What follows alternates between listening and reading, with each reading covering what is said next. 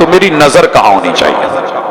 قیام میں عمومی طور پہ ہم شعور کے ساتھ داخل نہیں ہوتے، نظر کبھی دائیں کبھی بائیں کبھی سامنے کبھی اوپر، تو نظر سجدے والی جگہ پہ یہ رکھنی مسنون ہے، لہذا اللہ اکبر کہہ لیا ہے، ہاتھ باندھ لیے ہیں، نظریں میری جھکی ہوئی ہیں، اپنے رب کے حضور میں دنیا بھر کو چھوڑ کے آ گیا ہوں، اللہ کی ثنا بیان ہو رہی ہے۔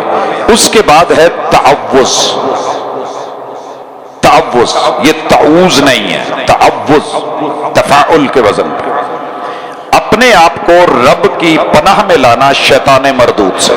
پھر اس کے بعد بسم اللہ الرحمن الرحیم۔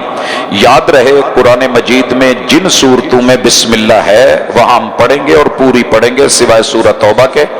آپ جب اس کا آغاز کریں گے اعوذ باللہ سے، سورت پڑھنے لگے ہیں شروع سے تو بسم اللہ الرحمن الرحیم۔ اب سورہ فاتحہ میرے اور آپ کے محبوب کی سنت بھی ہے، اور آپ نے یہ کہا ہے کہ جو بندہ نماز پڑھتا ہے اور فاتحہ نہیں پڑھتا اس بندے کی نماز نہیں ہے۔ یہ فرمان میرا نہیں ہے، یہ کسی اور امام کا نہیں ہے، اماموں کے امام امام الانبیاء رسول صلی اللہ علیہ وسلم کا ہے کہ لا صلاۃ لمن لم یقرأ بفاتحۃ الکتاب، جو فاتحہ نہیں پڑھتا اس کی نماز نہیں ہے۔ امام پڑھ لے، پچھلے خاموش رہیں جی، قرآن مجید باقی الف لام میم سے لے کے والناس تلک جب امام پڑھے گا آپ بھی خاموشی سے سنیں گے، میں بھی خاموشی سے سنوں گا، اگلی تلاوت نہیں۔ فاتحہ رسول اللہ صلی اللہ علیہ وسلم کا عمل بھی فعل بھی، اور یہ بھی بتا دیا کہ اس کے بغیر نماز نہیں ہوتی، وہ جنازہ ہو یا کوئی نماز ہو۔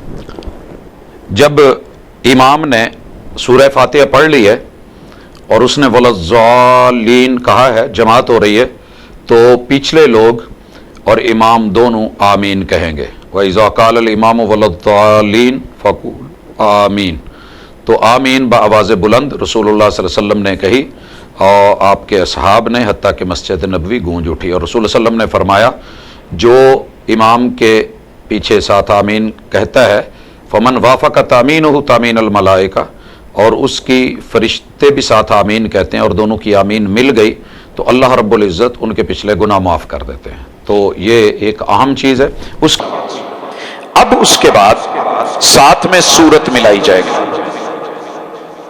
وہ سورت آپ مکمل پڑھ لیں، ایک سے زیادہ صورتیں ملا لیں۔ اگر تنہائی کی نماز ہے تو آپ علیہ الصلوۃ والسلام نے سورہ بقرہ بھی پڑھی ہے، پھر اس کے بعد سورہ نساء بھی پڑھی ہے، پھر اکٹھے ایک رکعت میں سورہ آل عمران بھی پڑھی ہے۔ آپ دو سے زیادہ صورتیں ملا سکتے ہیں، لیکن اگر آپ امام ہیں تو اتنی پڑھیں گے جتنی پیچھے رعایا برداشت کر سکتی ہے مقتدی۔ ان میں کوئی بیمار ہے، کوئی سفر پہ جانے والا ہے، کوئی مجبور ہے، کسی کو جلدی ہے، تو ان ساری چیزوں کو مد نظر رکھ کے وہ کام کیا جائے گا۔